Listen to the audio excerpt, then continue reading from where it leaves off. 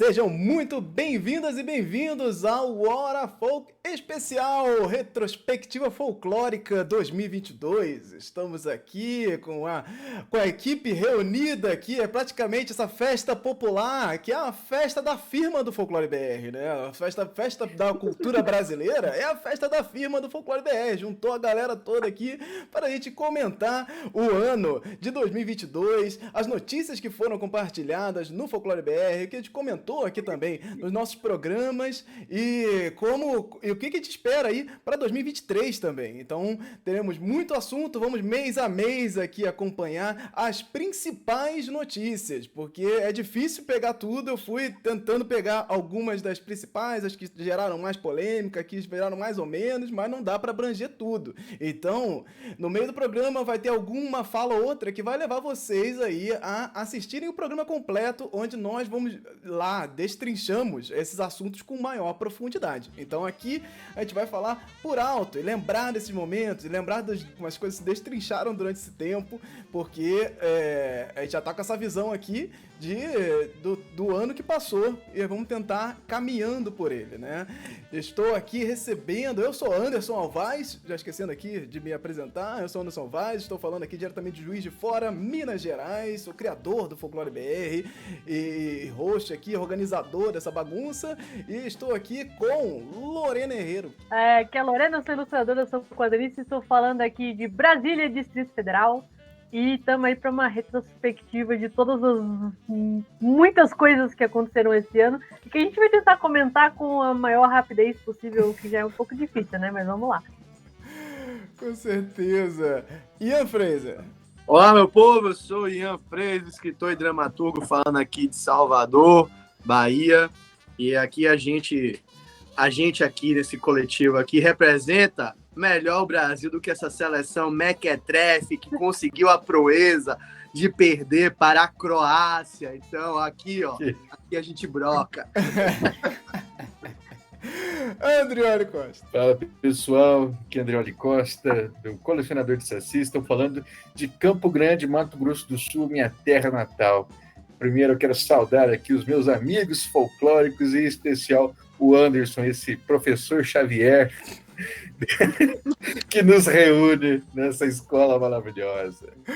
Salve, salve! Ô, Toniel Oliveira. Oi, gente, muito legal conversar com vocês sobre esse ano, né, que ele às vezes passou rápido, às vezes demorou pra caramba.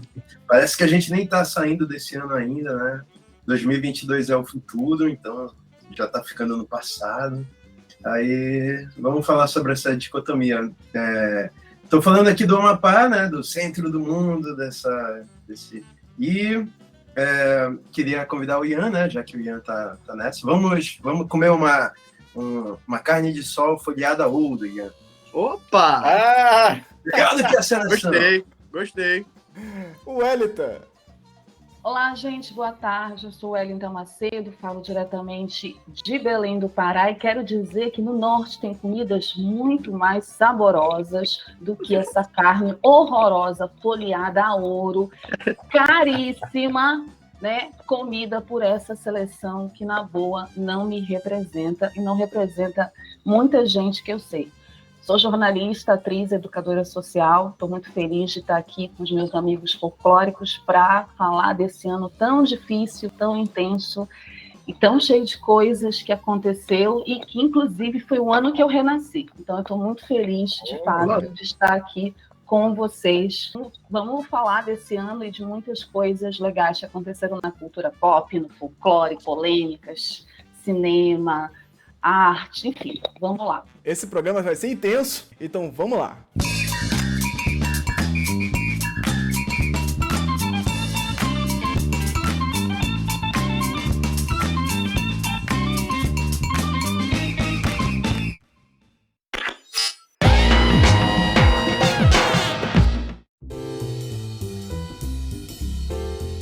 Começando aqui 2022, vamos lá para o início. Janeiro de 2022, dá pra dizer aquele meme ao contrário, né?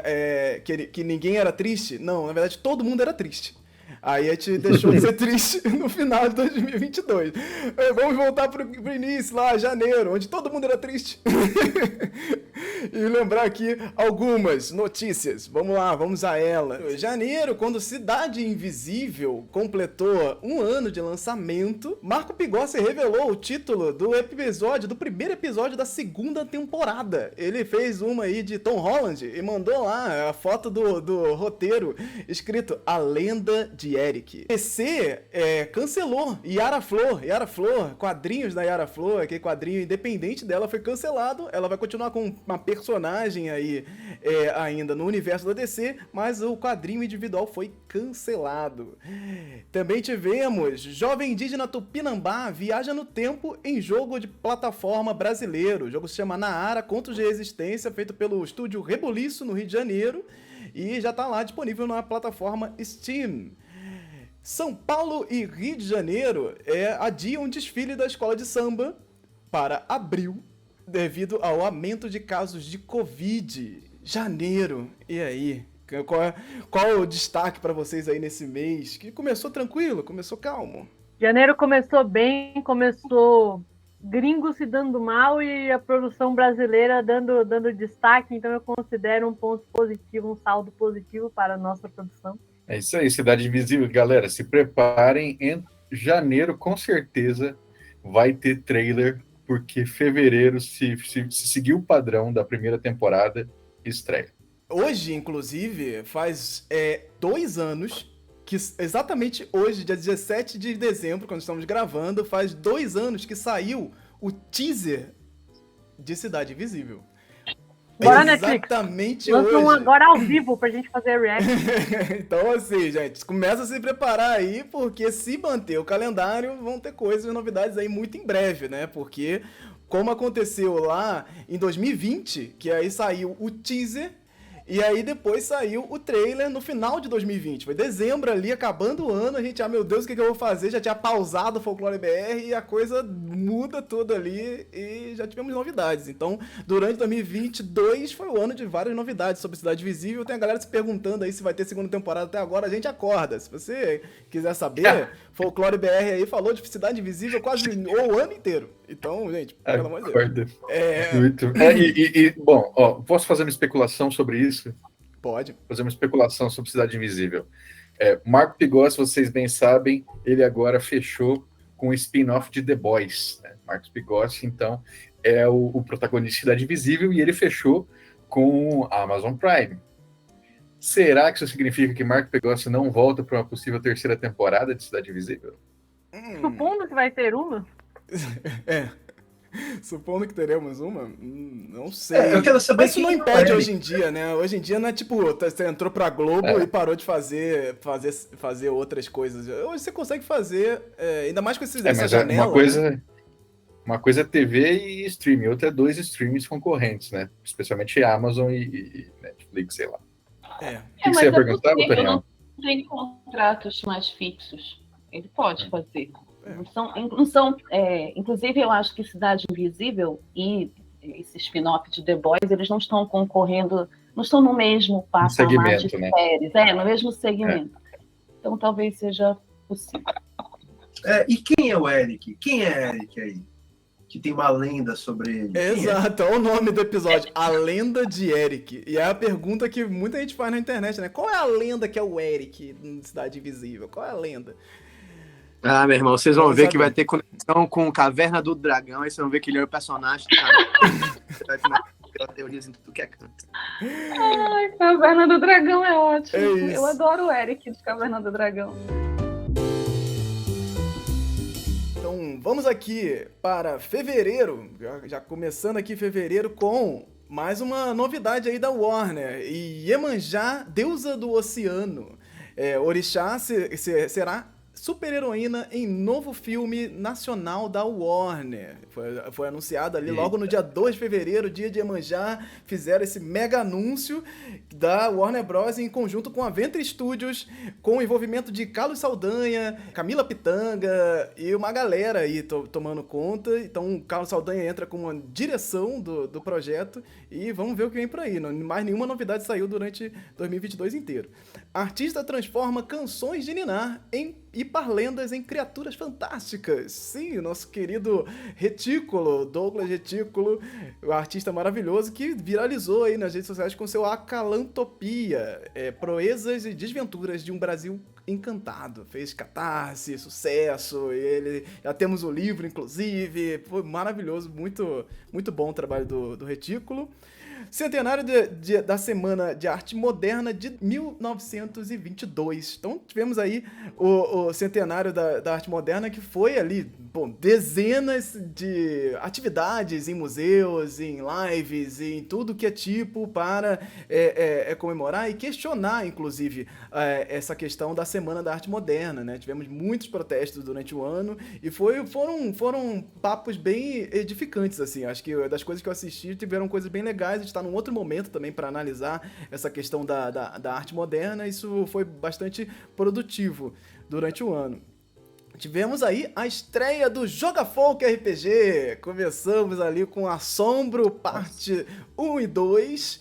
Começamos com uma história meio sombria ali em Porto Alegre, de 1928. Então aqui jogamos RPG pela primeira vez, esse projeto que foi dando certo aí durante o ano e foi muito legal e volta em 2023, com certeza. Tivemos a estreia também do Perguntas Folclóricas, que voltam também em 2023. Mais uma ideia aqui do Folclore BR para tentar atender essas demandas aí de muitas perguntas que rolam pelos chats e pelos comentários aí, internet afora. Então esse foi fevereiro suave também, tranquilo. Engraçado quando se põe as coisas assim em perspectiva de tempo, porque parece que foi ontem que a gente estava fazendo nossa primeira sessão de aventura de RPG no Folclore BR. Parece louco. Que foi um século. E eu me surpreendi que foi esse ano. Eu achei que a gente tava nessa aí, ó. Porra, pra mim parece que foi ontem. Eu acho que fica muito É porque depende muito de que eu tô pensando. Às vezes pensando no mês parece muito longe, às vezes pensando no evento parece que foi semana passada. É um paradoxo temporal sinistro desde que a pandemia começou, né? Eu não sei mais onde é que tá as coisas. E é aquilo, a gente tá falando, janeiro desse ano fez 1 ano de Cidade Invisível. Pra mim tinha feito 2. Ao mesmo tempo, parecia que tinha estreado 3 meses atrás. Então, acho que foi 2020, né? Então fez 1 ano no começo do ano e agora já estamos em 2 anos agora. Agora, sobre a outra notícia que eu acho que é importante falar, não sei se a gente botou esse ponto quando a gente estava conversando sobre essa possível... Porque assim, né, anuncia-se filmes, mas a gente nunca sabe se eles vão virar, né, de fato. Mas esse filme de Iemanjá, eu acho que é muito importante que quem for, né, tá na frente desse projeto entenda que eles pegaram o orixá que mais penetra a população, pelo menos na minha concepção, que mais penetra a população, né, que não é praticante ou da Umbanda ou do Candomblé, né? É o orixá mais popular, né? É o mais popular, é mais conhecido, é mais adorado. Então tem uma responsabilidade muito grande. E eu não sei porque eu só lembro daquele filme Besouro. Eu não sei porque a comparação sempre vai para o filme Besouro, que eu não acho que foi uma boa. Não acho que não foi uma boa execução de uma possibilidade muito bacana. Tinha essa vibe, né? A probabilidade do Besouro me seduzir era muito grande, né? E então, não sei. Eu fico assim. Espero que entendam, espero que não seja isso. Não é a primeira adaptação de Iemanjá para o live action, né? Iemanjá já estava aí no Porto dos Milagres, né? Ah, não. Sim. Eu presumo que tem até mais. Quando vejo Cinderela Pônio, Baiana, eu me lembro que apareceu. Quando eu vejo Pônio do Ghibli, eu penso que Miyazaki vai falar, ok, eu fiz aqui um Iemanjá que, pra mim conversa muito. né? Então, não, mas eu penso assim, no sentido assim, pô, porque assim, a gente pensa Thaís Araújo, que também eu acho que é um nome muito importante, tá ligado? Então, pra ela... Não é Camila Pitanga? Camila Pitanga. Oh, perdão, falei Thaís Araújo, né? Foi mal, perdão. Ela tá na produção, a Camila Pitanga. Isso, Tá? então é outro nome, mas é outro nome importante, grande, talvez menos do que a Thaís Araújo, que eu confundi mesmo. Então, na produção, a gente vai ter aí Camila Pitanga, o Ivan Reis, que é quadrinista da DC, trabalha para DC, o Renato Nogueira, que é pesquisador do Laboratório de Estudos Afro-Brasileiros e Indígenas da Federal do Rio de Janeiro, e a direção do Carlos Saldanha. Então esse projeto, ele tá dentro dos projetos da Warner, né? Então, como a gente teve a Warner em crise esse ano, colocando séries, inclusive originais dele pra fora, é um projeto que a gente não sabe, né? A gente espera que ele se mantenha, mas se você vê gigantes saindo, cara, saiu Westworld da plataforma, assim. Então, assim, você vê coisas gigantes que foram canceladas e saindo da plataforma, saindo desse meio, projetos pequenos, nacionais, investimentos como esse. O que será que vai acontecer? Será que, pô, nessas crises, né, pequenos projetos são os primeiros a desaparecerem aí? A gente torce para que pelo menos ele tenha essa possibilidade de acontecer. A gente precisa que essas coisas aconteçam pra gente saber. Porque isso lembra Besouro, porque tem esse clima, né? Que o Besouro, quando veio meio que no clima ali dos X-Men, sabe? Aquela coisa do começo dos super-heróis ali. Me lembrava muito o Tigre e o Dragão. Me batia muito a questão do Tigre e o Dragão. Mas coreógrafo, foi o né? mesmo coreógrafo. Mesmo coreógrafo do Tigre e Dragão, do Kill Bill, a galera, o cara que já trabalhava ali nessa vibe de cabos e tal, de lutas com cabos e tal. Esse foi a aposta do Besouro, né? E a gente tem aqui uma adaptação de Iemanjá para essa questão totalmente de super-herói. Vai contar uma história de uma jovem Iemanjá que é treinada por Ogum. Então, assim, tem uma vibe nesse projeto. A gente vai deixar os links aí na descrição também para vocês acompanharem. Mas tem uma vibe desse projeto ali que ela é bem jovem, assim. Ela é bem para falar com essa galera da Marvel, a galera que tá ali acompanhando esses tipos de conteúdo, fazer tipo um universo cinematográfico baseado nos orixás. É esse o intuito, claramente ali dentro. Uma coisa que eu fico pensando... Eu gosto disso. Uma coisa que eu fico pensando nisso é que quem tava com a gente na última live, eu não sei se a gente comentou isso na live ou comentou isso por fora, mas de qualquer forma é pertinente, a questão a gente tava comentando Pantera Negra e como que o Pantera Negra, como a gente gostaria que Pantera Negra fosse uma coisa avulsa ao universo da Marvel, né? Porque a necessidade de encaixar os outros heróis do universo cinematográfico lá, ele criava um problema. Então eu fico pensando, só ponderando, porque eles querem fazer esse cenário de super-heróis, mas pelo que parece eles não têm obrigação nenhuma de se encaixar em nada. Então talvez eles conseguiriam fazer uma dinâmica ali de super-heróis que pudesse trazer o que a gente viu de positivo ali no segundo Pantera Negra, da questão estética, questão de ambientação, sem ter essa necessidade de se prender a um universo maior, podendo aproveitar o universo deles, né? Então, assim, eu acho que tem uma possibilidade de aproveitar e investir bastante no universo dos orixás, né? Então a gente fica aí vendo o cenário da Warner, é um cenário preocupante, a gente não sabe nem se de repente o projeto já foi para as cucuias e a gente só não sabe ainda, mas a gente fica na torcida que dê para fazer alguma coisa, porque pela galera que está envolvida, dá para sair uma parada legal, sim. Quando a Netflix anuncia com o Saldanha Cidade Invisível, é junho de 2018. Um ano e meio depois, mais ou menos, sai o produto, né? Se esse anúncio foi feito em fevereiro, se a gente fosse pensar num padrão, né, de mercado, fevereiro desse ano, então a gente pode esperar aí uma novidade, talvez já para o final de 2023. Mas se nada for falado mais sobre isso, talvez o projeto acabe sendo enterrado, que nem aquele filme de Saci, que o estúdio que fez o diretor, que fez o Discurso do Rei, tinha comprado o roteiro, lembra? Isso foi em 2018 e nunca mais falou disso. Talvez nunca saia. Mas em contrapartida, só um exemplo, talvez, Warner realmente está, né? Não foi o melhor ano para Warner, mas não sei, eu acho que Medida Provisória deu um gás assim para o cinema nacional e mostrou uma questão da temática, principalmente com a temática da vivência negra, que talvez fortaleça um projeto como esse, porque Medida Provisória foi sucesso mesmo, assim, bons números, não só de receptividade da crítica, mas também de público. Então, não sei. Tem um lance assim, que me incomoda nesse projeto, é que parece que se enquadra em uma estrutura do audiovisual estadunidense, assim, relacionar Iemanjá com um super-herói, parece que é um caminho, é um atalho fácil também.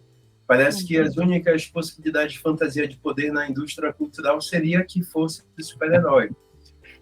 Quando tem diversas outras possibilidades de trabalhar com essa temática no modelo audiovisual.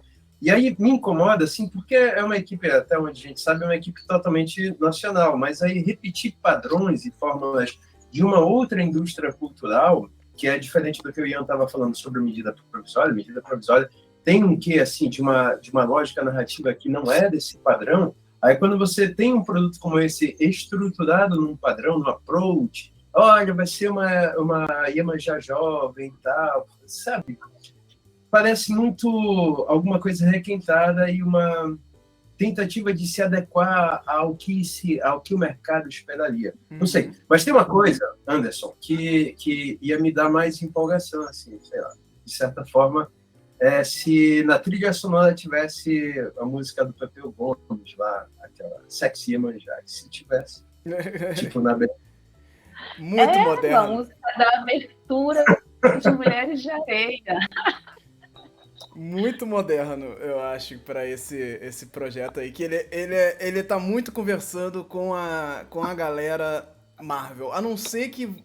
É porque assim, a gente precisa estruturar esse universo ainda. A gente precisa estruturar ainda. Tipo, a Marvel, a gente não consegue se equiparar a Marvel, porque eles já caminharam por todas as coisas ruins e todos os problemas possíveis para esse universo cinematográfico dar certo agora. A gente precisa ainda inventar isso. A gente precisa ainda estabelecer um universo cinematográfico como a Turma da Mônica tá fazendo, por exemplo. É uma coisa que tá começando a acontecer com um cara de investimento, com a galera começando a apostar nisso. Aí você tem a Turma da Mônica com filme, série original e tal. E isso é um começo. Mas a gente ainda tá ali muito engatinhando. A gente precisa de outros projetos pra fazer. Pô, agora a gente consegue caminhar de alguma forma, mas ainda não. Eu acho que pra ter uma música diferente, pra ter um estilo meio, vamos botar Guardiões da Galáxia, sabe? Tem uma música que não tem nada a ver com o negócio, que vai dar um outro clima, que vai trazer vibe anos 80 com viagem futurista, não sei o quê. Isso é muita coisa. Pra ter um Severino Olho de Dendê no cinema, a gente precisa preparar um terreno ainda. Tá longe mesmo. Precisa preparar um terreno. Eu acho que a gente precisa acreditar mais na gente. A gente precisa preparar esse terreno. Para preparar esse terreno, a gente precisa que as pessoas leiam coisas assim. A gente precisa acreditar mais na gente, a gente precisa fazer, a gente precisa criar condições para isso. Senão, a gente sempre vai ter que esperar esses padrões, se equiparar a esses padrões para ir usar, né? Minha opinião. Uhum. Toda vez a gente vive um cenário que é muito difícil. Nós temos muitas expectativas, a gente vai dizer isso no final, quando acabar aqui tudo, mas a gente precisa acreditar mais na gente, acreditar que a gente tem que desenvolver a nossa indústria com as nossas condições, com as nossas histórias, com aquilo que a gente tem de mais precioso.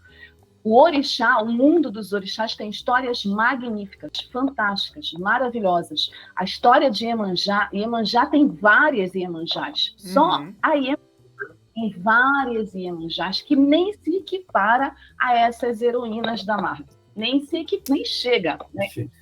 E que na história, vocês lembram, né? Ela ia lutar contra a Yansan. Não era isso? Isso. Olha aí, que é coisa outra Yansan. Assim, eu sou muito Yansan, né? Então, assim, eu já fico empolgada quando falo de Yansan. Mas, então, a gente fica muito nessa coisa de... Bom, vamos torcer sim, como a Lorena falou. Acho que é importante, mas o mercado também está se reformulando. está em crise, né? A pandemia ainda não acabou, então as coisas estão voltando ao normal, estão voltando ao eixo. Novos executivos estão sendo contratados, outros estão saindo, por isso essas mudanças todas só atingem a nossa cultura, atingem as nossas produções aqui, porque nós estamos ligados a eles. E sobre essa mudança no mercado, me parece que cada vez mais esses grandes nomes que a gente conheceu da Globo, eles estão querendo botar o seu dinheiro para fazer alguma coisa acontecer. Né? Então, Lázaro entra como produtor de muita coisa, agora Camilo está aí entrando também, né?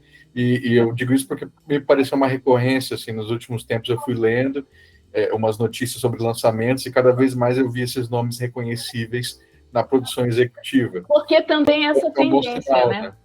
A Viola produziu a Mulher Rei, né? Então, o que acontece? Esses atores, eles chegam num patamar que eles já podem agora produzir seus próprios trabalhos, escolher seus trabalhos. Então, a Viola produz Mulher Rei, a Camila está indo para a produção, a Thaís é a produtora de Medida Provisória, Sim. junto com o Lázaro, que dirigiu. A gente tem uma turma de atores e atrizes a nível internacional e agora no Brasil que estão fazendo isso. Isso é muito legal, porque eles dão essas condições para pessoas que não são tão conhecidas estarem junto com eles. Isso é o mais legal. É isso, vamos acompanhar para ver. Pô, o Brasil, ele é um país que consome muito, tanto em audiovisual quanto de literatura e muitas coisas assim de consumo da cultura pop, né? Então a gente precisa dar mais atenção a isso. O mercado precisa olhar para isso. É tipo a indústria do videogame que no Brasil é tipo gigantesca, mas quem produz não tem acesso a isso, porque o dinheiro está indo para fora,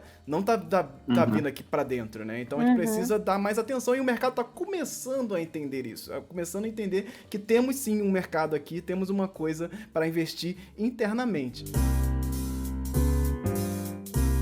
Entrando aqui no mês de março, nós começamos com o carnaval, sem carnaval, com carnaval, né? Porque aconteceu que adiaram o carnaval, mas ao mesmo tempo que não. As pessoas foram pra rua, fizeram festa e começou ali o carnaval parte 1.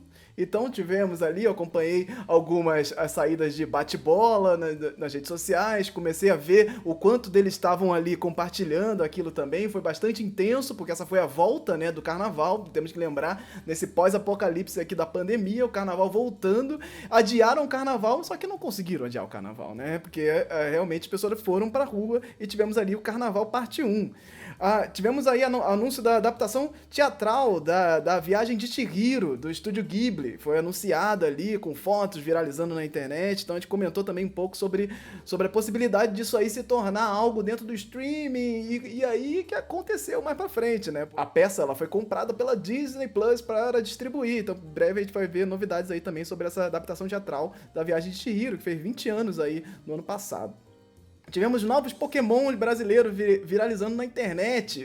Essa vibe dos Pokémon brasileiros já estão aí há muitos anos, mas dessa vez o negócio foi que tudo que é streamer falando da Bagdex. A Bagdex que agora tem aplicativo, o cara tá apostando pra tudo que é lado aí com seus Pokémon brasileiros, Pokémon tomada, Pokémon cuscuz, Pokémon de tudo que é tipo. E foi bem divertido, a gente comentou sobre algumas desses personagens. Tivemos aí o anúncio de A Magia de Aruna. Disney Plus anuncia a nova série brasileira ambientada no Rio de Janeiro, com bruxaria, com uma coisa bem pop ali e tal, contando aí a história de bruxas que estão acordando 300 anos depois aí, as bruxas guardiãs. Então temos essa novidade chegando, Disney Plus apostando em fantasia brasileira, né? Começam as gravações da segunda temporada de Cidade Invisível em Belém do Pará. E aí foi imagem, fotos, as pessoas loucas na rua querendo tirar foto das pessoas. Aí tipo, publicou algumas dessas coisas que saíram por aí, porque não tinha mais como esconder. Aí a Netflix foi falar depois também que começou a mesma gravação, porque não tinha mais como esconder, que estavam ali na cidade, todo mundo fazendo seu alvoroço. Então, Cidade Invisível chegou ali para as gravações, surpreendendo todo mundo em Belém do Pará. Tipo, meu Marco Pigossi tá em Belém do Pará, como assim? E tivemos também aqui... Andando no zero peso. Tivemos aqui também o Joga Folk RPG 2, que fizemos o Portal sobre as Estrelas. A gente foi ali pra uma coisa meio mágica, meio vibe Senhor dos Anéis, com um grupo dentro dos grupos. Então, cada pessoa Nossa, tinha doideira um total. grupo para coordenar Isso foi dentro desse loucura. RPG. E foi uma doideira, super divertido a gente jogar. Depois vocês podem conferir aí também. Essas mesas de RPG estão disponíveis aí no canal no YouTube do Folclore BR. E aí, gente, março, mês intenso. Começamos a A primeira coisa que eu queria pontuar é que a gente falou desse tal da magia de Aruna que supostamente vai sair pelo Disney Plus. E eu fico me perguntando se é do Disney Plus, eles perderam uma puta jogada de marketing de jogar essa série junto com o Abracadabra, porque eles lançaram o segundo filme do Abracadabra com 3 bruxos e não jogaram essa série junto. Eu achei vacilo, só que isso que eu queria comentar. Podiam ter feito um Agora marketing, que pelo menos, né? Acho que já dava uma divulgada aí. Seria Dá bacana. uma esquentada. Com certeza. Eu Mas, queria gente, comentar essa questão do Cidade Invisível em Belém, sim. porque quando Cidade Invisível estreou, tinha alguns questionamentos, né, sobre a famosa Boto numa praia do Rio de Janeiro. E aí, enfim, eu lembro que quando eu assisti, eu fiquei meio assim, e a gente conversou aqui também sobre. Então, ter essa perspectiva de uma temporada em uma outra cidade, que inclusive o Anderson tinha chamado a atenção para uma vez que a gente conversou, da série ser Cidades Invisíveis, né? Não cidade. O primeiro anúncio foi esse, 2018, era plural. Você ter essas cidades, né? Assim, imagino que aqui já é um entendimento particular de você ter esse debate, essa discussão das lendas de uma forma mais ampla, né? Mas sem que pode se passar em qualquer lugar, pode se passar em Belém, pode se passar no Rio, pode se passar em Salvador, em Brasília, em Macapá, mas essa cidade ser essa representação desse universo que é maior, né? Que é mais amplo. Então, aqui em Belém, assim, eu tenho amigos que foram fazer figuração, e aí me chamaram, me mandaram mensagens, né? Olha, você vai andar em cima da hora. Olha, vai rolar uma figuração, tal local, isso foi uma loucura. E aí eu falei, não posso, né? Porque eu já estava fazendo outras coisas. Mas, assim, os meus amigos ficaram muito empolgados, acham que ficaram muito felizes, assim, porque é muito difícil ter produções aqui, né? Nossa, própria.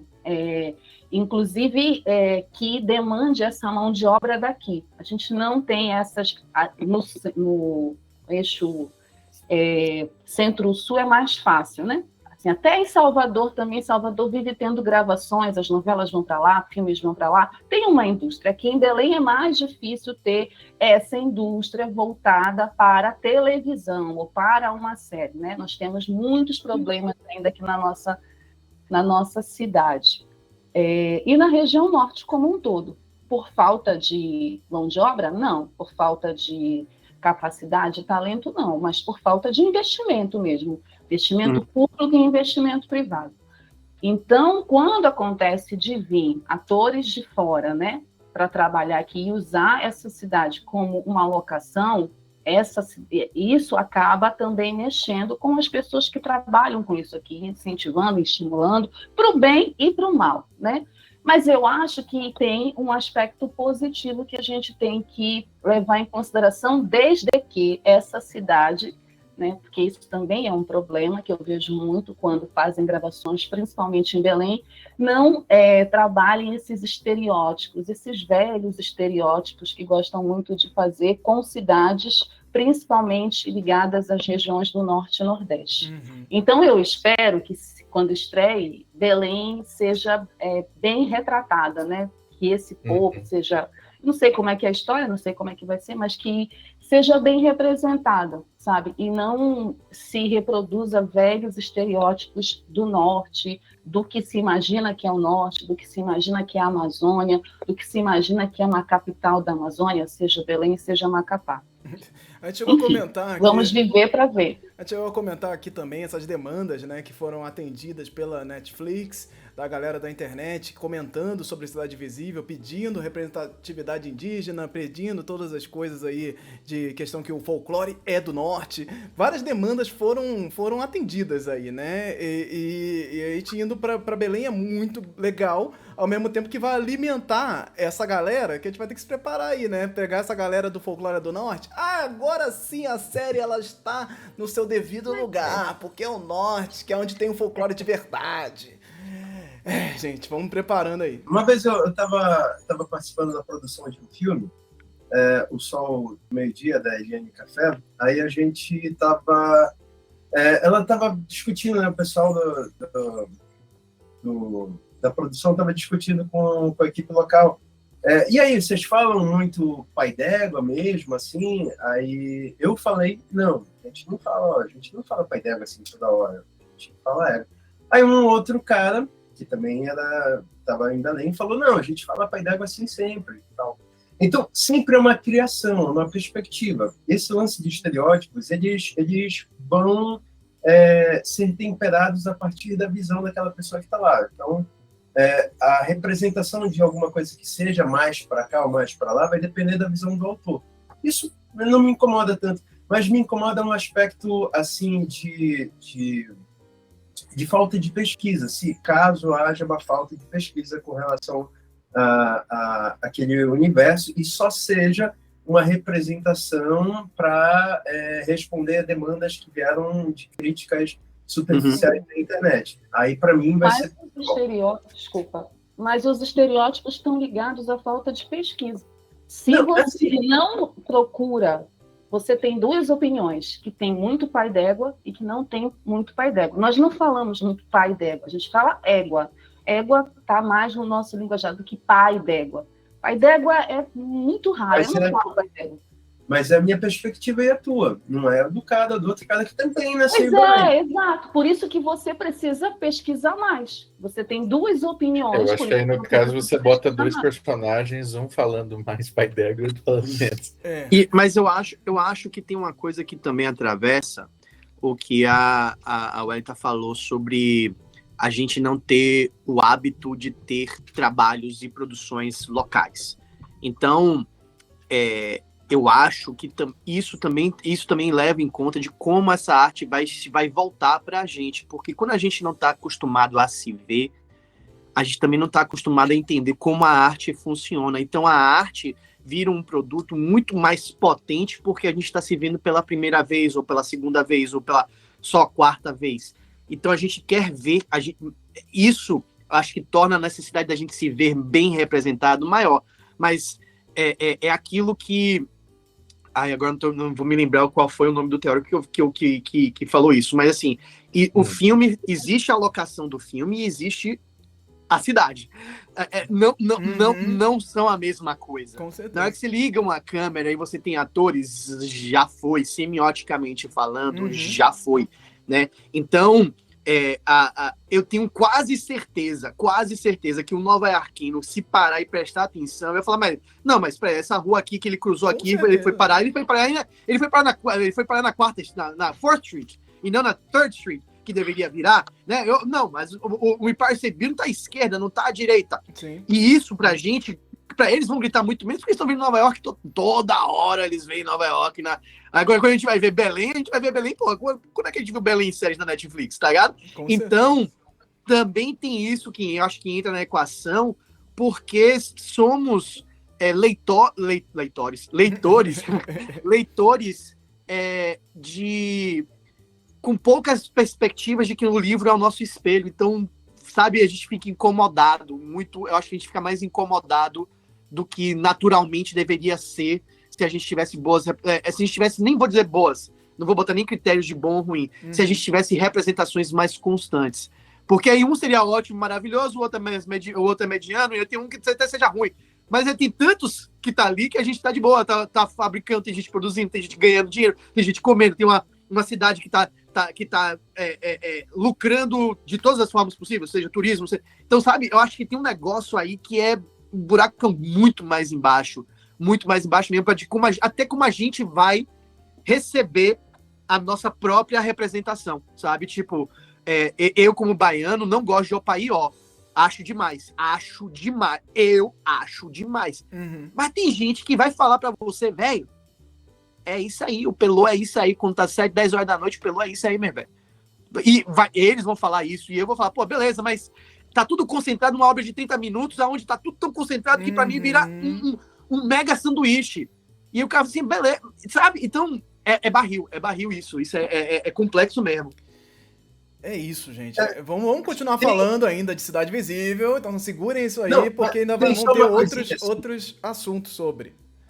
Deixa eu Tem Daniel. só uma coisinha que me incomoda um pouco nisso também, tudo que a gente está falando, é que uma vez a Glória Pérez foi fazer uma novela em Belém, né? Putz. Aí chegou a atriz principal da novela, que eu não lembro quem é, aí ela disse, olha, eu sou muito assediada em Belém, porque aqui o Era pessoal... Isis não tá Valverde? acostumado Isis a ver Valverde artista. é o nome dela. Pô, Isis ver artista, Valverde. sabe? Então, tem esse lance assim meio que eu não acho tão legal essa perspectiva assim de, olha, vamos lá glamorizar e tal. A gente precisa, e é isso que é muito importante, de um Ministério da Cultura forte, a gente precisa da condição de possibilidade para que, como o Ian estava falando, assim, a gente consiga fazer a segunda, terceira, quarta vez em diversas perspectivas diferentes daquilo. A gente consiga ver aquela representação em diversos outros modelos, assim, gente falando que tem mais isso, gente falando que tem mais aquilo, para que a gente não fique deslumbrado com o artista. Abril aqui, né, nós já começamos com o 1º de abril, né? O clássico 1º de abril do Folclore BR, né? E esse ano foi o seguinte: o primeiro anime nacional original da Crunchyroll será sobre o folclore brasileiro! Essa foi o O primeiro dia de que abril. o maldade, Anderson hitou tudo que ele gostaria de ter sido famoso o ano inteiro. A galera, eu achei que ia passar batido. Eu achei que ia ser, pô, né, muito óbvio, ia passar batido. A galera compartilhou, virou matéria de blogs, virou um Parabéns. negócio, virou parabéns, virou gente vindo no meu inbox. Cara, que maneiro, que demais. Foi uma loucura. Foi uma loucura, gente. Eu realmente não acreditava que ia chegar nesse nível que chegou, mas foi uma loucura. E assim, gente, 1º de abril, vocês que estão aqui, se seguem o Folclore BR, preparem-se para 2023, porque é isso aí, 1º de abril é para brincar, então vamos brincar direito. Então preparem-se. Tivemos aí também em abril o lançamento do filme Medida Provisória, chegou nos cinemas. Tivemos o Carnaval 2022, parte 2, claro, porque você foi adiado o Carnaval para abril, né? E ele aconteceu ali os desfiles das escolas de samba do Rio de São Paulo. E tivemos aí em São Paulo a Mancha Verde, que garantiu o bicampeonato aí com um tema, um enredo, inspirado na música do Guilherme Arantes, Planeta Água. Gente, que isso? Mas o Rio de Janeiro foi um destaque absoluto, né? Porque o Acadêmicos do Grande Rio recebeu aí o seu primeiro título com o enredo Fala Majeté, as 7 chaves de Exu. E foi Exu para tudo que é lado, várias formas de Exu diferentes na avenida. E foi bastante polêmico também para a galera que quer puxar uma polêmica para o Exu demônio, né? Tiveram protestos, tiveram a galera falando que é por isso que a pandemia não vai acabar nunca, porque vocês estão aí falando de demônio. E tiver todo tipo de protesto possível. Eu só queria dizer que é o ano que tá acabando, né? Então não queria dizer nada não, mas abriu os caminhos mesmo. Abriu os caminhos, com certeza. Tivemos aí mais detalhes de Cidade Invisível acontecendo também, porque depois que eles vazou que eles estavam filmando, a Netflix não conseguiu, liberou tudo, inclusive a sinopse da 2ª temporada. Então tivemos atores também revelados, o elenco aí com elenco indígenas no elenco também, e Letícia Spiller, que, né, das estrelas, né, do negócio, foi a Letícia Spiller acaba se destacando ali, porque ela vai estar ali junto com a Alessandra Negrini. E a gente comentou aqui sobre, caraca, será que teremos Letícia Spiller versus Alessandra Negrini na série Cidade Visível? Então vamos ver o que vai nos prepara aí. Mas temos também a diretora assistente, a Graciela Guarani, que chegou aí, temos uma diretora assistente indígena na 2ª temporada de Cidade Invisível. Então, olha, gente, todas as demandas foram atendidas. Espero que venha uma coisa abrindo portas aí pra essa galera que tá participando da série, né? E tivemos aí também o jogo, o projeto do jogo com personagens do folclore que bombou no TikTok, que o jogo se chama Lendas. Então, fica até difícil mandar você buscar aí, mas você busca Lendas. Ele, inclusive, foi pro Catarse, conseguiu lá um montante lá com mais de 40 mil reais pra financiar o jogo. Tem esse jogo lá na Steam também, dá uma procurada, que o Caio GX, ele compartilhou no TikTok e super viralizou aí durante 2022. E finalizando aí, nós tivemos o Joga Folk RPG 3, a visagem de KP12, que nós fomos pro espaço fazer uma aventura lá Alien. E foi muito divertido também. Esse foi legal. O nosso mês de abril, gente. Já começou, tá intenso. Sobre eu não queria voltar para Cidade Invisível, porque eu acho que a gente já falou demais, mas agora que me deu, porque agora não sei se eu falei isso, mas você falou sobre a possibilidade de ter Alessandra Negrini contra Letícia Spiller. Me veio na cabeça que a gente pode ter um confronto entre as duas coraçõezinhos dos anos 90 da televisão brasileira, né? Que é Engraçadinha e Babalu, tá ligado? Que foram as grandes paixões de Ian Fraser quando ele tinha seus 12 anos, 13 anos de idade. Não sei, meu coração... O Ian vai estar numa Eu acho que meu coração acho que vai sempre pertencer a Babalu. Babalu era... Letícia Spiller como Babalu foi uma paixão forte. Eu sou Alessandra Negrini, ó. Pronto, agora a gente começa. Você é time Letícia Spiller ou time... Você é time Cuca ou time Matinta, né? Que rolou... A Alessandra Negrini vai ser a Matinta. Então, rolou essa fofoca. Ela não é a Cuca. Ela é a Cuca. A Alessandra Negrini é a Cuca. A Letícia Spiller. Rolou. Letícia Spiller é a Matinta. Ela anunciou, né? Ela anunciou, não foi? Ela não anunciou. Isso não é oficial. Isso é uma fofoca que foi colocado lá no site da Patrícia Noguchi. Choquei. Ah, é verdade. Que ela jogou. Ela jogou várias fofocas durante o ano aí. Então, assim. Mas isso tá na pauta? Isso tá na pauta depois? Não vou nem porque eu nem botei, porque foi a fofoca que passou batida aí. Netflix não comentou, ninguém comentou. Então é fofoca. Então a gente... eu queria comentar. Eu queria comentar sobre medida provisória, né, o lançamento de medida provisória em abril, com muitas expectativas. É um filme que, inclusive, é da terrinha aí do Ian Fraser, né, uma peça muito importante. Namíbia não. Namíbia não, que trata uma temática muito importante, que é essa discussão da nossa identidade afro, da identidade africana, dos negros brasileiros, quem são os negros brasileiros, essa questão que envolve o debate político que flerta com o panafricanismo, né? Essa questão da volta à África.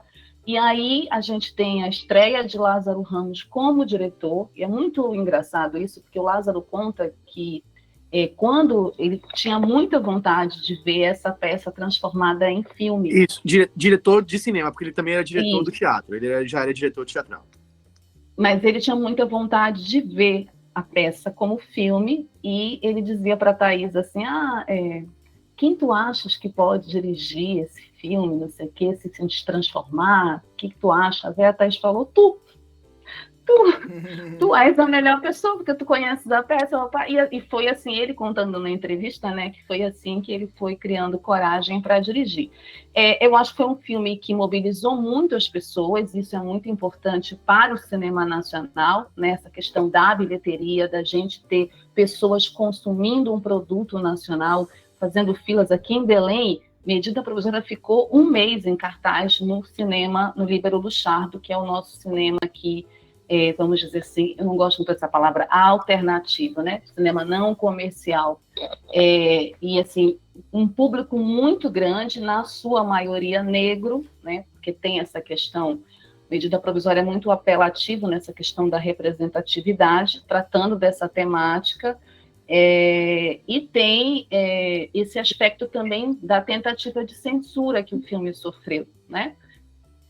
Nesse aspecto mais político, da conjuntura mais política de um governo que acabou com a nossa cultura, que acabou com o Ministério, que também censurou outros filmes como Marighella, né, que tentou impedir, que fez toda uma política, inclusive oficial, da famigerada Secretaria de Cultura, né? Lamentável que a gente teve todas as pessoas que passaram por ela. Então, acho que foi uma vitória para o cinema nacional ter um filme como medida provisória, no que pese as minhas críticas e ressalvas ao filme em si, que eu não gostei, né? Mas acho que foi um filme muito importante dentro do cenário do cinema nacional. E puxou outros filmes que agora também estão nessa temática, filmes importantes, filmes de outras regiões. O Marte 1 é um reflexo, é um filme que vai nessa esteira do medida provisória, nesse sentido também de discutir esse contexto mais político, mais social. Então, eu acho que foi um lançamento do ano, o medida provisória, que é muito importante para o cinema nacional, nesse sentido, né? E pensar assim, né? Salvador, como o Elita botou aí na resposta, no comentário dela, Salvador é uma cidade historicamente muito cultural, né? Se você parar para pensar, a gente tem grandes nomes, não só da literatura, mas muitos atores saem daqui. A gente tem uma cena teatral muito forte.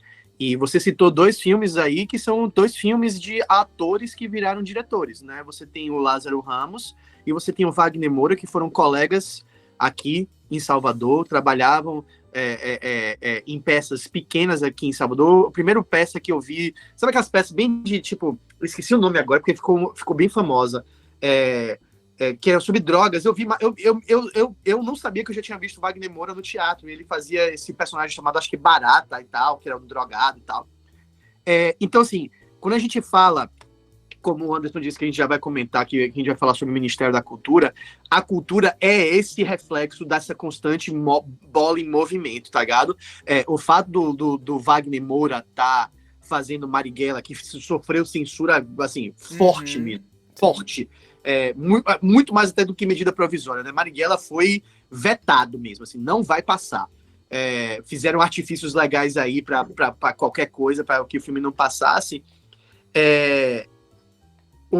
Isso tudo começa com eles fazendo escola de teatro aqui. Então, política se faz todo dia, você está indo para sua aula numa escola de uma universidade federal, você está fazendo política só botando sua bunda na cadeira, tá ligado? Então, é muito importante que a gente valorize esse Ministério da Cultura e que os benefícios desse retorno sejam frutíferos ao ponto que a gente nunca mais volte até alguém que ameace cortar um ministério como o Ministério da Cultura.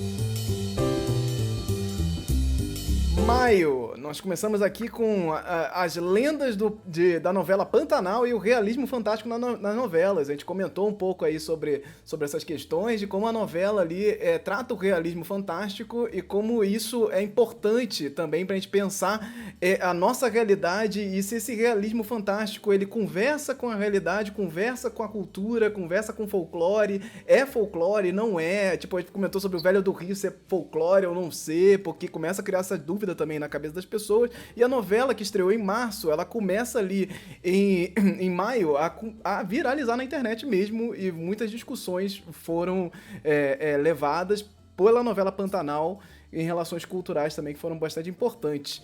Tivemos a estátua do Memorial Câmara Cascudo, que foi pichada em Natal. Então ela foi pichada, tiveram lá escrita "fascistas não passarão", então a estátua ela teve esse protesto acontecendo.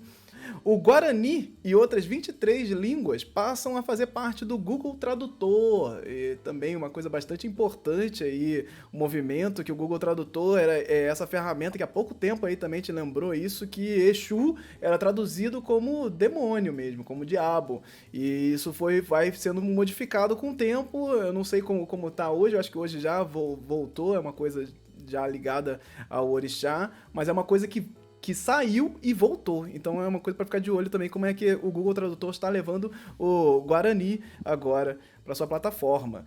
E aí no final do mês a gente finalizou aí com o Joga Folk RPG 4, o Força Folk.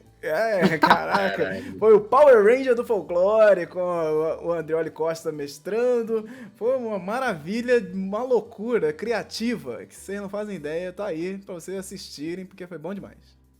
Para mim foi o ponto alto, né, do jogar bola, porque eu me diverti demais e eu com certeza vou fazer. Meus planos era lançar um PDF com a adaptação para o pessoal jogar, né? Porque teve arte do Giovanni Monteiro, teve Bruno Brunelli que fez. Aí eu fiquei, empolgadíssimo, mas enfim, o fim de ano foi loucura, não deu tempo. Mas vamos voltar. Com certeza. Joga Folk. Com certeza, foi muito divertido e é uma coisa que é um tipo de exercício que a gente gosta de fazer aqui e que eu entendo que as pessoas têm uma certa dificuldade de abraçar essas coisas, né? A gente transformou mascarados de festas populares em Power Rangers.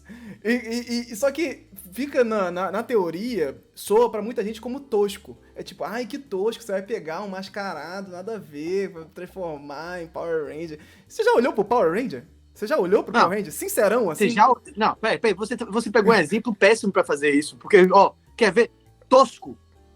Tem coisa mais tosca do que Quentin Tarantino, gente. Tarantino é tosco. Tosco, só que ele é tosco bom, que nem a gente também é tosco bom. Em que outro lugar vocês iam ver um cara igual o Ian, que a personagem dele era uma Ranger inspirada em careta. Como é que é? Careta do Carnaval, né? Careta do Carnaval. Isso. E ele ficou a sessão inteira querendo usar um poder que era jogar o palito de dente. Ele ficou triste de não conseguir. Não consegui. Sim, gente, sim. Mas vamos voltar para essas criatividades. Eu quero comentar aqui sobre a nossa primeira notícia sobre Pantanal, né? Pantanal que aconteceu aqui no meu estado e que eu vejo um paralelo muito interessante para a gente fazer com a própria Cidade Invisível, que é quando você mobiliza uma produção para longe de um centro em que o mercado é potente, né? E aí com isso você movimenta o local. Então eu tenho amigos artistas aqui que trabalharam em Pantanal e isso foi um ponto muito importante na carreira deles, né? Eles ficaram super felizes com isso. Por outro lado, tem algumas dificuldades que a gente não pode esquecer, do tipo, Gabriel Satter fez muito sucesso sendo o Cramunhão, né? o violeiro que fez pacto com o diabo. Uhum. E aí as pessoas faziam pressão para que o final dele fosse diferente. E aí a direção da novela falou assim, gente, tá filmado no Pantanal. Não tem condição da gente ir lá para regravar. Fazer isso, só regravar. Então, quando as distâncias são longas, né, você tem que fazer o planejamento, e esse planejamento ele é mais rígido, porque senão você gasta muito dinheiro. Então, imaginem que para filmar regravações de cena no Pará, em Cidade Invisível, por exemplo, eles iam ter que estourar o orçamento. Né? Então, assim, tem que ser tudo muito planejadinho. Então, é uma dificuldade de produção que o público ignora, e não é papel do público se atentar para isso, lógico, mas nós que somos comentadores da cultura pop, a gente presta atenção. Mas, Andrioli, só um adendo nessa questão. Essa questão aí do final do Cramunhão, tem tudo isso que eu acho que é importante, mas tem uma questão que tem a ver com a própria história da novela. Que quem faz o Cramunhão na primeira versão é o pai dele, é o Almir Sater. E na primeira versão, o Almir Sater sai da novela porque ele vai fazer Ana Raio e Zé Trovão. Então, o Bruno, o neto do Benedito, Rui Barbosa, ele decidiu desde o início que ele não mudaria o final de Pantanal. Acontecesse o que acontecesse. Foi uma escolha. Eu acho que ele foi burro, porque ele podia mudar algumas coisas sim, inclusive essa história do Cramunhão. Porque ele faz, de fato, muito sucesso, o Gabriel, né? Conquista o Brasil, a personagem, além dele cantar maravilhosamente bem as músicas, e ele não quis. Então, assim, o público ficou meio chateado com ele por conta disso. Mas é importante dizer que ele manteve, inclusive por uma promessa que ele fez ao avô dele, ao Benedito, que ele manteria. Legal. Teve algumas mudancinhas, mas assim, nada de significativo, né? Ele manteve a história original. Mas isso que tu falas das locações, das distâncias, é muito, na minha opinião, é fundamental, e também ele acaba, às vezes, sendo um obstáculo que justifica não fazer uma gravação em uma determinada cidade. Por isso que a gente precisa que os governos investam em infraestrutura nas cidades. Porque não é possível que, em pleno século XXI, aqui no meu estado, ou em outros estados a gente sofre com falta de energia, a gente sofre com apagão, a gente sofre com problema de água, a gente sofre com um monte de coisas que são básicas, que as cidades deveriam ter, que as populações deveriam ter como direitos básicos, direitos humanos. É um absurdo, sabe? Então, isso que tu falas é muito pertinente, mas a gente precisa entender também que é um problema político histórico no nosso país, em determinadas cidades, em determinadas regiões, que outras cidades, sobretudo, acho que ficam no Sudeste e no Sul, talvez não tenham, principalmente as capitais, né? Então, isso também influencia na decisão de fazer um filme numa determinada região, numa determinada cidade. Isso é muito ruim para quem trabalha com isso aqui, seja no Mato Grosso, seja no Pará, seja em qualquer outro lugar. Com certeza, aí a produção acaba pensando, né, pesando, na verdade, ao invés de não pensando, acaba pesando os ganhos que ela teria em filmar lá, né? Então, vamos gastar mais dinheiro, vamos mobilizar a equipe para ir daqui para lá, só que aí a gente vai atender um nicho de público que está querendo isso, né? Então, por isso a gente vê muitas ondas, né? Eu me lembro claramente quando a Globo, de repente, ela descobre o Norte, né? E aí tem novela no Pará, novela no Amazonas, novela no Tocantins, novela não sei o que. Então, assim, de repente fica isso muito marcado. E agora a gente veio para Mato Grosso do Sul, né? Então eu imagino que talvez a gente chegue agora na fase cerrada da teledramaturgia. Um dia chega! Um dia chega aqui. Será? Vamos ver. Junho nós temos a volta do Festival Folclórico de Parintins. Depois da pandemia, né, começaram a voltar as festas folclóricas e o Festival Folclórico foi um que voltou aí com a vitória do Boi Caprichoso. Aconteceu aí, levou o seu 24º título com o tema A Amazônia, Nossa Luta em Poesia. Então foi bastante significativo e nós fizemos uma mega live de react de 7 horas assistindo ao último dia do Festival Folclórico e foi muito legal. Que react, hein, galera? Foi uma das melhores coisas que eu fiz esse ano, foi essa live. Parecia aquela live de comentaristas do Oscar, quando os comentaristas eles sabem do conteúdo, assim, estão ali falando, não, porque esse filme aqui, ele foi produzido de tal jeito, porque o autor quis papapá, então tava um negócio, assim, requintado. Foi maravilhoso. Casimiro podia fechar aí para cobrir também. Já cobriu a Copa, agora tem que cobrir o festival. Com certeza aí, imagina isso. Então, a gente continua aí, junho, com Ratanabá, a cidade perdida no delírio da extrema-direita brasileira, que viralizou aí essa misteriosa cidade criada no mundo, a primeira cidade do mundo, criada nada mais, nada menos do que 450 milhões de anos atrás. A história de Ratanabá, ela só piora cada vez que você olha para os números e as coisas dela, mas tivemos aí Ratanabá, esse delírio aconteceu.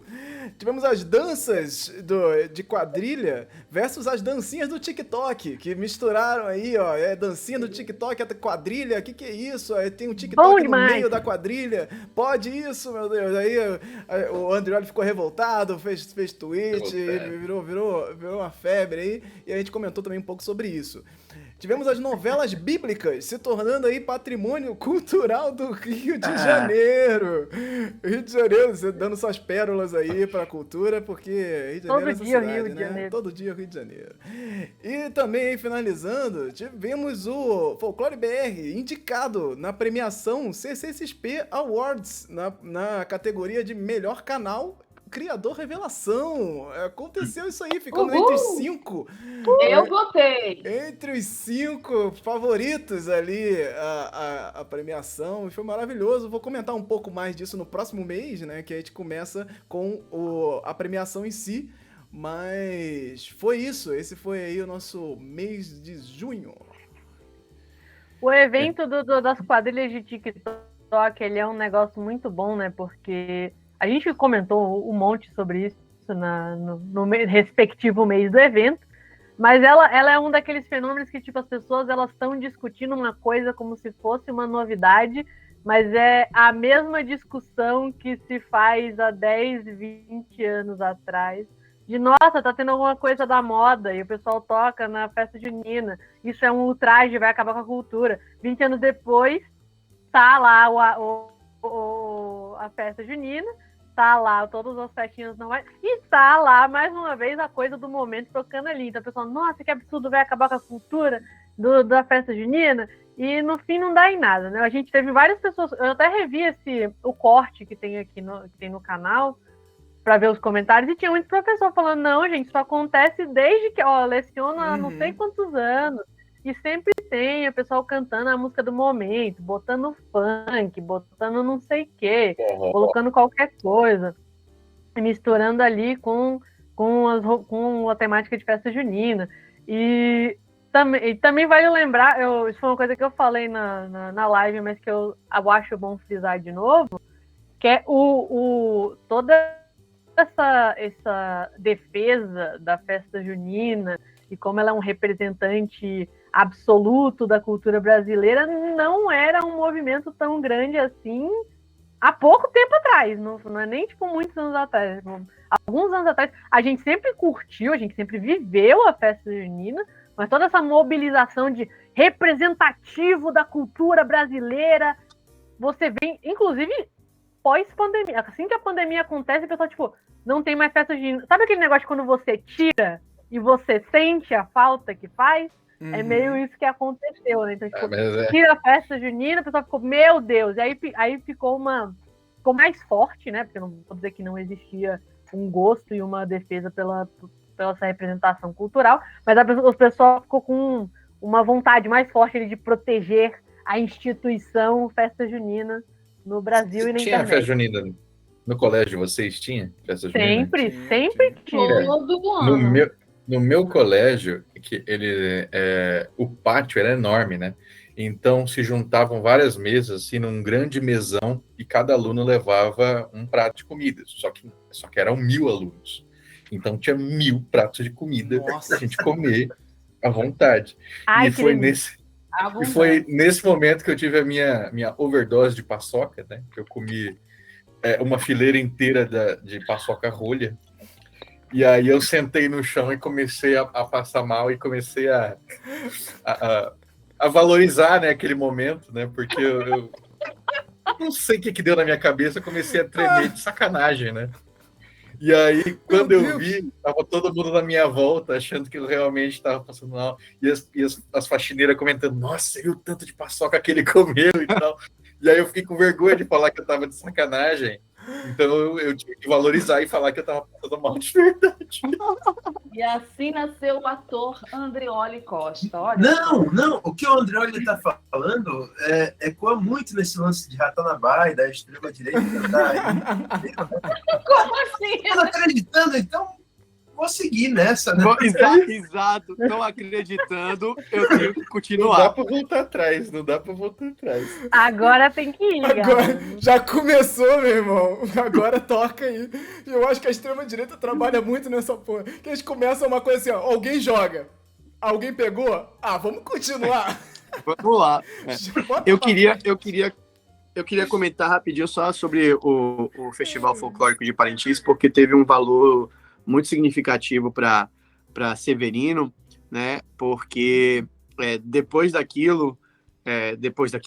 evento, da festa, eu comecei a ouvir as músicas do Garantido. E aí tem uma passagem em Severino que eu acho massa, que ele pega o Expresso 2222, né? Que é o Expresso que vai trazer ele de volta para o planeta Terra, porque ele começa em um planeta chamado Cabula 11. E aí eu falei, pô, vou fazer o Festival Folclórico, o livro aí, vou fazer o Festival Folclórico de Parintins no Expresso 2222, né? Virou misturas, são misturas mesmo, vai ter mistureba aqui, não faz sentido, né? Mas o que eu achei massa foi porque aí eu comecei a ler mais e tal, então assim, eles vão entrar, o Severino vai entrar com o bando dele no Expresso 2222, então eles têm que escolher qual lado, para qual curral eles vão, né? Então eles têm que ir num curral. E eles vão no curral, eles estão duros, né? O Severino luta por boleto, gente. Então ele vai no que tem um desconto pé-reché, tá ligado? Então ele vai no garantido. Bonfim, tem que tirar todas as fitinhas do Bonfim azul dele. Azuis. Que Ele demais. tinha todas as fitinhas azuis dele. Que E aí tem uma hora que o Bonfim precisa invadir o curral do Caprichoso, e aí tem que tirar todas as vermelhas dele também. Eu falei, porra, eu vou terminar essa porra dessa missão sem fitinha dessa caralho, sabe? Então, foi muito gostoso, porque deu Substrato. a essa locomoção um novo significado, tá ligado? E é sobre a importância de você se permitir, porque eu acho que nós temos o que nos conecta, além de muitas coisas que nos conectam, acho que empatia, né? Mas a habilidade também de se permitir se aproximar de coisas do povo, porque não é todo mundo que consegue, é habilidade, sabe? É uma habilidade, né? E aí quando você se aproxima do povo, você começa a ver como as coisas são na sua forma plena mesmo, assim, o povo controla, e o povo não tem, muitas dessas coisas não tem, muitas das coisas, claro que tem, mas essas coisas não tem reunião, não tem pauta, não tem, as coisas simplesmente vão acontecendo e vão, sabe, tipo, é assim que Tem acontece. uma assembleia para definir. Exato, o como povo vai decidiu funcionar. e é assim que o povo vai, sabe, então, pra mim foi um momento muito, muito significativo, até porque foi o único momento que eu falei pra editora, só, segura aí que eu preciso reescrever um capítulo, sabe? Então para mim foi muito importante. Bom, E foi muito demais. importante dividir isso com vocês. Eu queria comentar também sobre a live, porque eu sou muito, muito grata ao Anderson por ter me chamado para estar nessa live. Primeiro, porque eu moro numa cidade que, infelizmente, as construções ideológicas, né, da sociedade preconceituosa que a gente vive faz com que essa cidade, Belém, tenha uma rixa horrorosa com Manaus, né? Então, assim, existe uma rixa que eu não sei quem inventou e que também tentaram criar com Macapá e assim, ridículo, absurdo, Mas sobre o absurdo. que a rixa? Sobre quem é a cidade mais importante, quem é a capital da Amazônia, quem é a metrópole da Amazônia, capital da passa por Amazônia. todas essas discussões históricas dessa região, né? Ok. Dessas cidades, né? Então, assim, não sei se tem paralelos com Mato Grosso do Sul e Mato Grosso, se tem paralelos aí no Centro-Oeste também, com a questão de Brasília e Goiás, o próprio Pior Rio que de São tem. Paulo, aí em Salvador, Pernambuco, eu acho que também tem essas histórias, Sim, né? sim. E que a gente brinca, né? Que a gente fala de bairrismo, mas é muito ruim, porque nos distancia. Então, fazer parte dessa live me aproximou do estado do Amazonas, me aproximou de um festival que, por incrível que pareça, apesar da rixa existir entre Belém e Manaus, Parintins é muito mais próximo do Pará, né, de algumas cidades aqui do Pará. Então, muitos paraenses vão para o Festival de Parintins. Então, o Festival de Parintins é muito conhecido aqui. As músicas do Garantido tocam muito em Belém. E do Caprichoso também. E tem uma galera que também tem as suas torcidas, tanto para o Garantido quanto para o Caprichoso. E teve uma época aqui, eleitoral, em Belém, onde a música vermelho do Garantido foi a música de uma campanha política vitoriosa da esquerda aqui em Belém, e é uma música muito conhecida aqui em Belém, o pessoal canta muito até hoje. Esse ano essa música voltou com toda a força aqui em Belém também. Então, foi muito importante para mim, primeiro, me aproximar do estado do Amazonas, sob essa perspectiva, conhecer um pouco mais a história do festival, valorizar também o Caprichoso, né? Ver o desfile do Caprichoso, ver como eles são, como eles se organizam, que eles são diferentes do Garantido, e entender que essa coisa de torcida é uma coisa legal, assim, mas a gente tem que torcer sem rivalizar, sabe? Essas rivalidades que são construídas, elas não ajudam, elas mais atrapalham do que ajudam e mais distanciam a gente. Então, foi muito bacana ter participado dessa live e quero, se tiver no que vem, de novo estar presente para poder...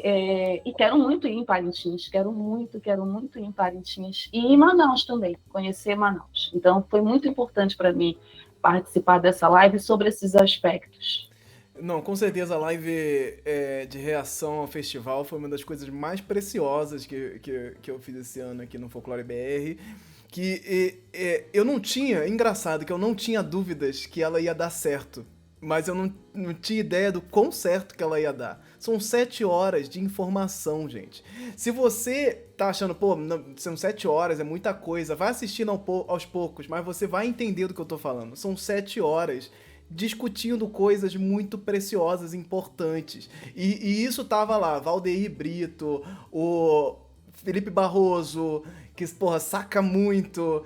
Pô, a Wellington tava lá, o Otoniel, o Ian, a Lorena. A Daniela. A Daniela também, Daniela que é dançarina, inclusive saca muito também. Então a Andrea Goldschmidt, que queria participar, e ela foi dando um jeito dela lá com o sinal do celular, que a Andrea Goldschmidt, se vocês não conhecem, procurem aí, Festas Populares no Instagram, porque o trabalho dela é maravilhoso. Então juntei uma galera maravilhosa cara, são 7 horas preciosas. Eu não vi essas 7 horas passar. A gente estava cansado e conversando, seguindo e tal. O Ian, que não é acostumado, né? Que chega aí, tem uma validade ali no horário dele. Tava empolgadaço, seguindo com a gente e tal. Então, assim, foi uma coisa extremamente preciosa. E assim...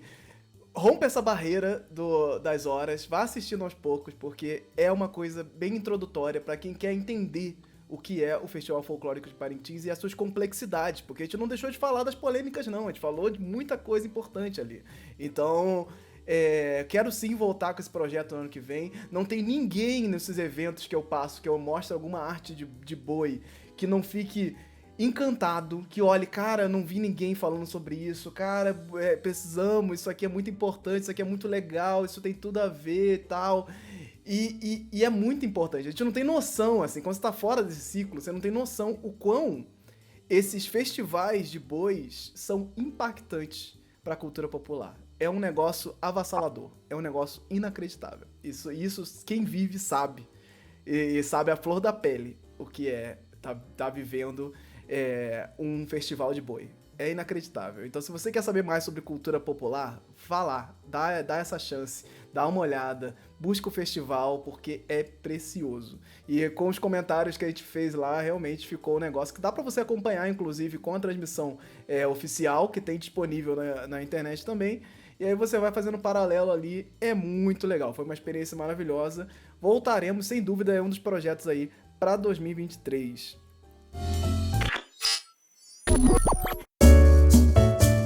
Chegamos ao fim deste bloco do Hora Folk, programa de notícias culturais do Folclore BR. Esse episódio é especial, uma retrospectiva, e ele está dividido em 3 partes. 2 partes vai contar o primeiro e o segundo semestre de 2022, e a terceira parte vai falar das expectativas, promessas e projetos aí para 2023. Então todo mundo ali vai especular um pouco, falar um pouco do que pensa em fazer durante o próximo ano. Então dá uma olhadinha aí no seu feed, porque tá todo mundo aí disponível, então vê onde você está localizado exatamente. Não deixe de buscar o Folclore BR pelas redes sociais, tem tudo que é lugar aí, tá? No TikTok, no Facebook, no Twitter, Instagram, tudo mais. Você busca lá Folclore BR/links, que estão todos os links reunidos ali, é bem fácil de encontrar, então não tem como se perder, aproveita para compartilhar muito, e próximo ano eu quero ver todo mundo aí nesse movimento para o Folclore BR se expandir ainda mais. O ano tá acabando e eu quero aqui deixar o meu agradecimento especialíssimo para os primeiros apoiadores do Folclore BR, né?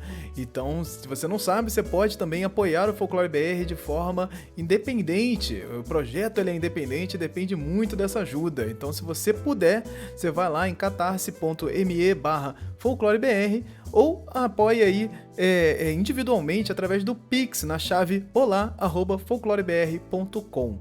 Então isso ajuda, é maravilhosa, e eu quero deixar aqui o agradecimento especial a esses primeiros apoiadores que estiveram ali durante 2022, sendo um suporte maravilhoso aqui. Fica aqui meu muitíssimo obrigado para André Kenji Arakaki, Emily Yoshi Sasaki, Família Alves Misfield, Maurício Marim Eidelman e Márcio Luiz Quedinho. muitíssimo obrigado por vocês ajudarem aqui. Então, se você puder apoiar, vá lá também, dá uma buscadinha aí pelo Folclore BR e apoie como puder, compartilhando, ajudando financeiramente. O importante é você estar aqui com a gente no próximo ano, edificando aqui essas discussões, debates sobre a cultura brasileira. Gente, muitíssimo obrigado, que vocês tenham um ano maravilhoso e nos encontramos por aí, nas redes sociais ou nos próximos programas aí que nós temos pela frente. Feliz Ano Novo, tudo de bom pra vocês e até mais. Esse programa foi editado e produzido por mim, Anderson Alvaz.